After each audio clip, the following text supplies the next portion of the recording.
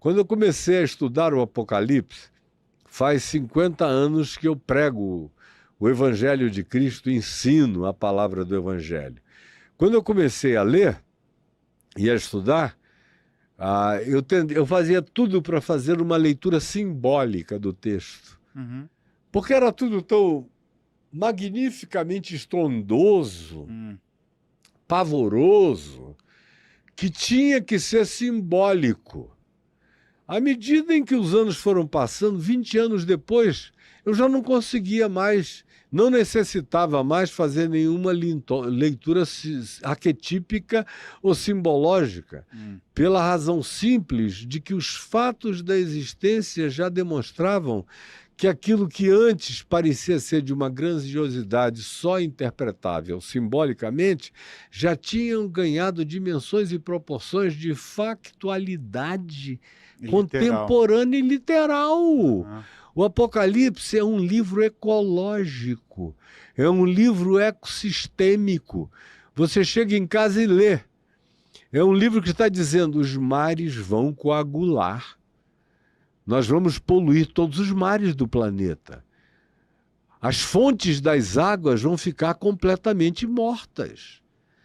Tem lá no capítulo 14 um anjo, um ser de uma outra dimensão, voando pelo meio do céu, gritando em grande voz a todos os habitantes da terra: temei a Deus e dai-lhe glória, a Ele que criou os céus, a terra, os mares, os rios e todas as fontes das águas.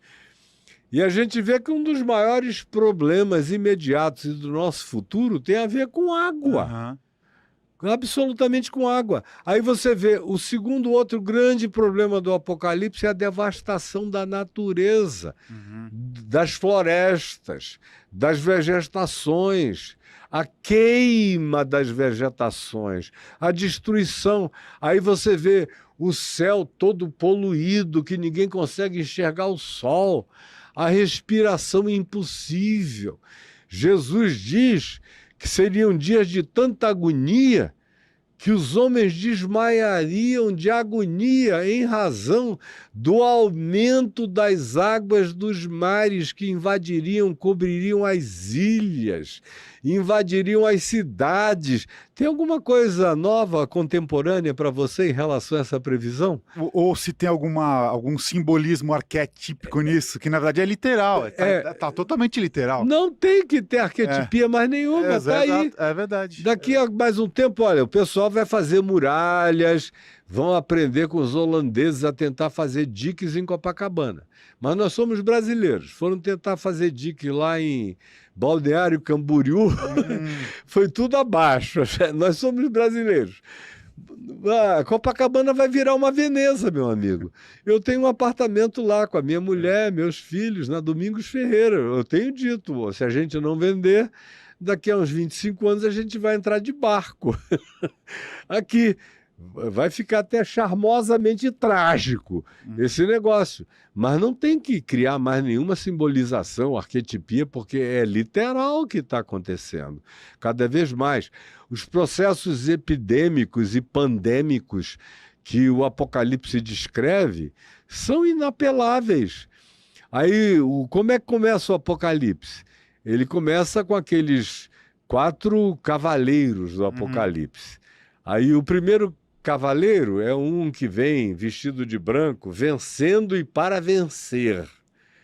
E que fala de hegemonia de dominação política. Domínio. Aí é um querendo dominar todos. Aí o que é que a dominação hegemônica produz?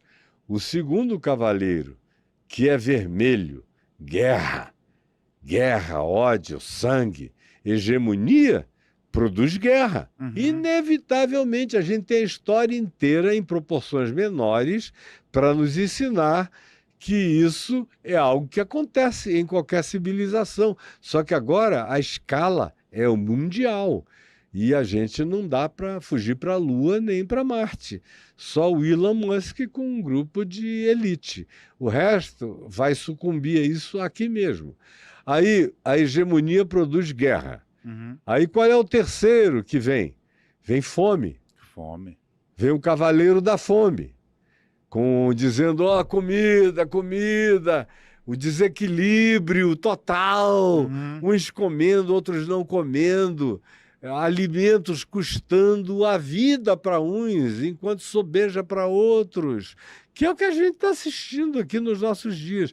Aí vem um quarto cavaleiro, que vem com a cor de um defunto, a cor de um corpo morto, que é a morte, que se generaliza com pestes, com todo tipo de pandemia, de epidemia, que graça no planeta inteiro. E quanto mais doença, uma coisa retroalimenta a outra.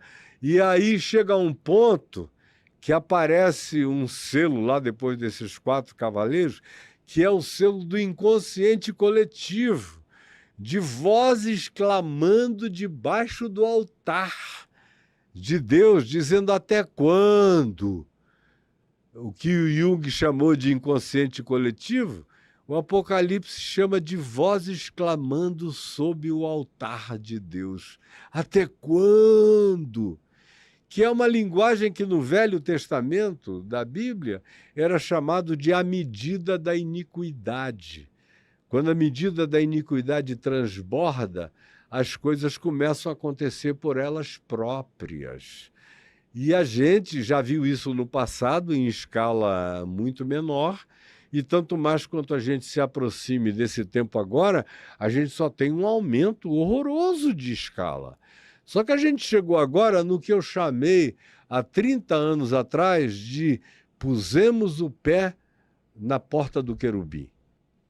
Porque quando lá em Gênesis, quando na linguagem bíblica de Gênesis, Adão e Eva tomaram do fruto do conhecimento do bem e do mal e ganharam o poder do desenvolvimento tecnológico e de outras naturezas e também alteraram a sua própria consciência e se voltaram sobre si mesmos, foi a plantação do narcisismo primal na gente.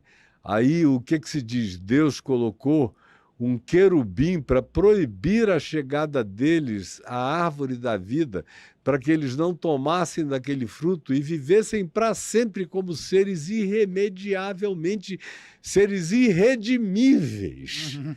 Então a própria morte nos foi concedida como alternância de esperança para a humanidade.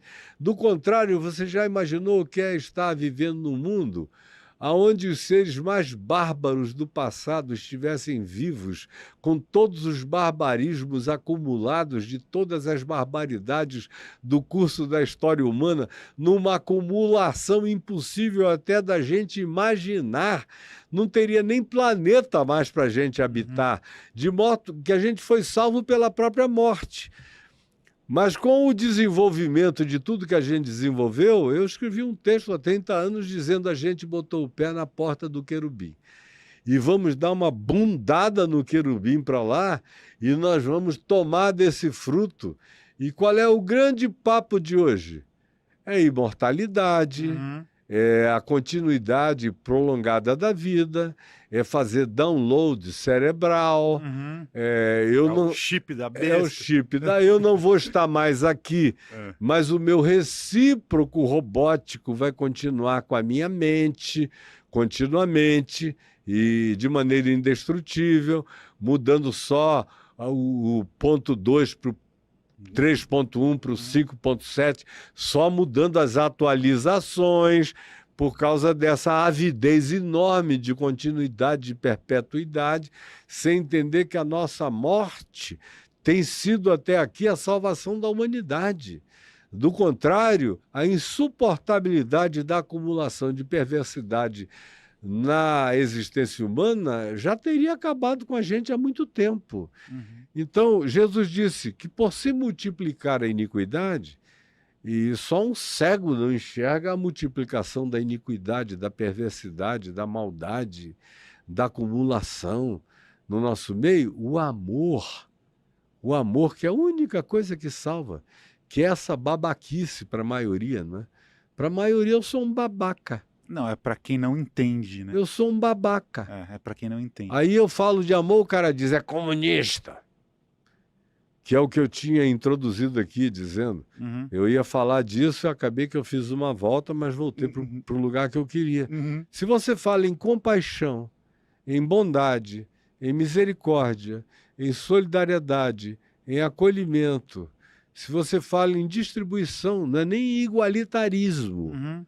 porque nem Jesus propugnou o igualitarismo.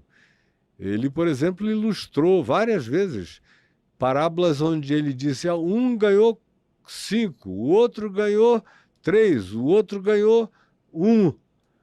Porque cada um tem cabeça diferente, competências e capacidades, eficiências e eficácias distintas. Cada um pode produzir mais do que o outro. Agora, quem tem mais, que não tenha D mais. E quem tem menos, que não tenha D menos. Uhum. Como a gente tem, só que a gente está numa situação em que quem tem mais tem tudo. E todas as coisas. E quem tem menos não tem nada. E a gente está convivendo, não é nem mais, não serve mais nem a analogia de Jetsons e Flintstones. Nem isso mais cabe, porque os Flintstones ainda são super desenvolvidos Sim, comparados com, com o nosso pauperismo. Uhum. E os Jetsons já foram superados por nós em muitos aspectos. Então o gap, a polarização, é o que a gente pergunta todo dia: por que a humanidade está tão polarizada? Meu Deus, olha em volta. É polarização gritante para todos os lados. Não se quer, então, que haja polarização política e de separação, se a separação está instituída em todos os aspectos da existência humana, vai ser cada vez mais assim, só vai piorar. E aí Jesus vem cirurgicamente e diz: por se multiplicar a iniquidade, o amor se esfriará de quase todos. De quase todos. Muito obrigado, meu querido amigo.